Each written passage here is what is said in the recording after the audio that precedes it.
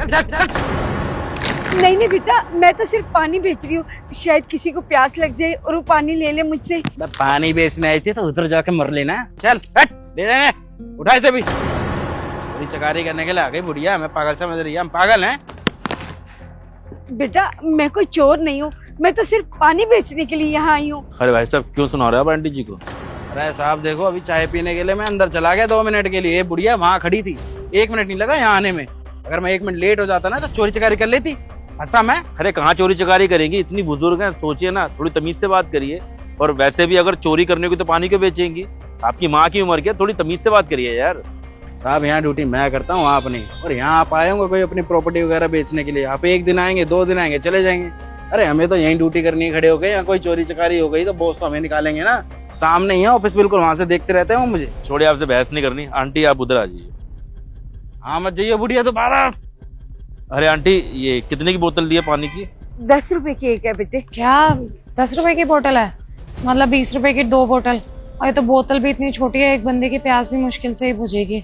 लेकिन हमारे पास बस 10 ही रुपए हैं आंटी। अगर आप 10 रुपए में हमें 2 बोतल दे देंगे तो हमारे लिए अच्छा होगा आंटी। 10 रुपए में 2 बोतलें? बेटा आप तो अच्छे खासे घर से लग रहे हो और कपड़े भी इतने अच्छे पहने हुए हैं, आपके पास 10 रुपए ही है सिर्फ? वो क्या है ना आंटी जी, जैसा दिखता है वैसा होता नहीं है। वैसे तो हम अच्छे घर से ही हैं, काफी पैसा था हमारे पास में, लेकिन अभी ना बहुत ज्यादा लॉस हो गया। इस चक्कर में अपनी प्रॉपर्टी बेचने के लिए प्रॉपर्टी डीलर के पास में आए थे। सच बात तो ये आंटी, हमारे पास खाने के भी पैसे नहीं है। क्या बताऊं आपको, अपना मजाक बनवाना सही नहीं लगता है। बाकी आप अपनी जगह सही हैं। आप की बोतल जब 10 रुपए की तो 10 रुपए की बेचेंगे ना। छोड़िए, हम कहीं और से पानी पी लेंगे। क्यों रिंकी, चलो चलते हैं हम। रुको बेटा, 10 रुपए में 2 बोतल ले लो। वैसे भी पानी पिलाना तो पुण्य का काम होता है ना बेटे। अरे आंटी, आप 10 रुपए की हम दोनों को एक पानी की बोतल दे रही है, आपका तो लॉस हो जाएगा। बेटा अगर 10 रुपए नहीं भी दोगे ना, कोई बात नहीं, मेरा काम तब भी चल जाएगा। बहुत प्यास लग रही थी ना रिंकी, प्यास बुझ गई ना? हाँ विनय, सच में बहुत ज्यादा प्यास लगी थी।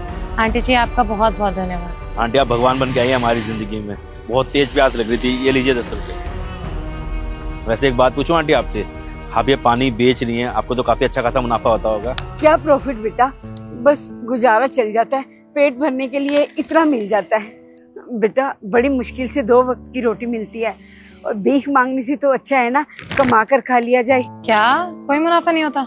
पर हमें तो लगा आंटी आपको अच्छी खासी बचत होती होगी, तभी आपने 10 रुपए में 2 बोतल दे दी हमें। वैसे आप दोनों को तो पानी मैंने इसलिए दे दिया कि आप दोनों को बहुत प्यास लगी थी और मैं तो बस पेट भरने के लिए ये काम करती हूँ।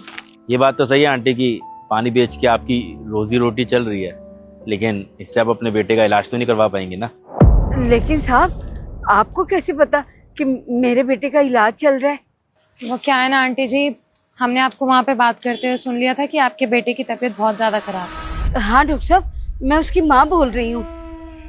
क्या अभी ऑपरेशन करना पड़ेगा और उसके लिए 30,000 रुपए चाहिए? 5,000 रुपए अभी जमा कराने पड़ेंगे, पर मेरे पास तो पैसे ही नहीं है। आप चिंता मत करिए डॉक्टर साहब, मैं कहीं ना कहीं से पैसों का इंतजाम करती हूँ। कहाँ से लाऊंगी 5,000 रुपए?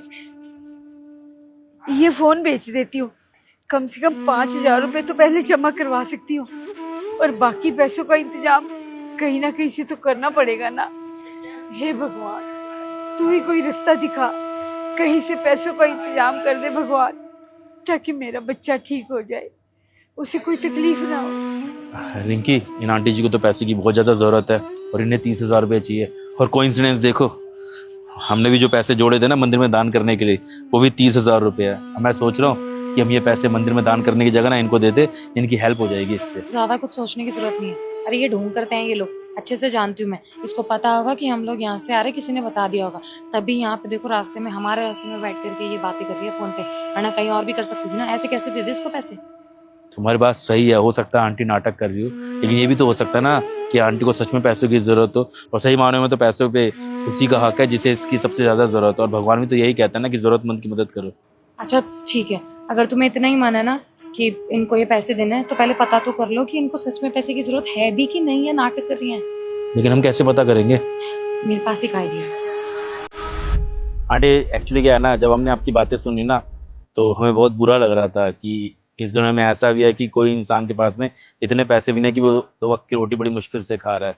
बाकी आंटी हाँ, हर महीने हम ना पैसे निकाल के रखते हैं दान देने के लिए। अब हमारे पैसे इकट्ठे हो गए थे ये 30,000 रुपये, तो ये हम ये मंदिर में पहले दान देने जा रहे थे, फिर सोचा कि मंदिर गुरुद्वारे में दान देने से अच्छा है किसी जरूरतमंद की मदद कर देंगे। तो हम सोच ही रहे थे कि कुछ गरीब लोगों को ना हम खाना खिला देते हैं। इतने में नजर आपके ऊपर पड़ी, और जब हमने देखा कि आपको इन पैसे की बहुत ज़्यादा ज़रूरत है, फिर सोचा कि आपको ये पैसे दे देते हैं, आपकी बहुत ज़्यादा मदद हो जाएगी।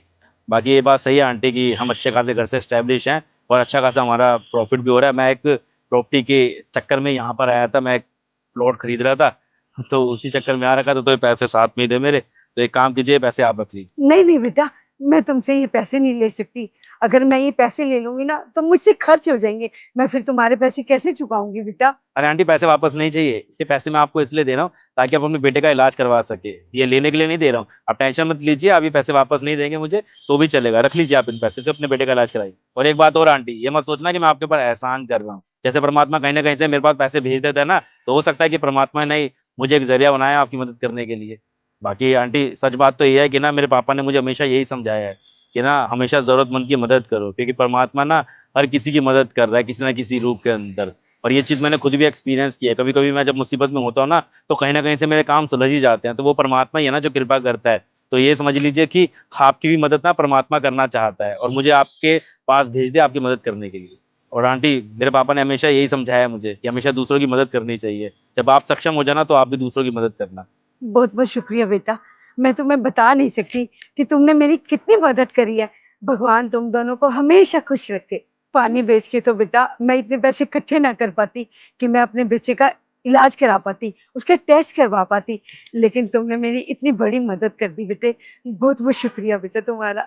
नहीं नहीं आंटी, इतना शुक्रिया अदा करने की कोई बात नहीं है।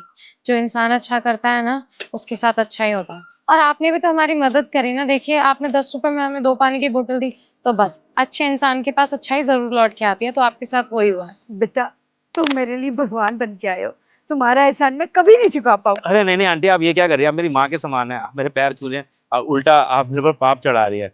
मैं चलता हूँ आंटी, अपना ध्यान रखिए आप अपने बेटे का भी। चलिए निकी। चल।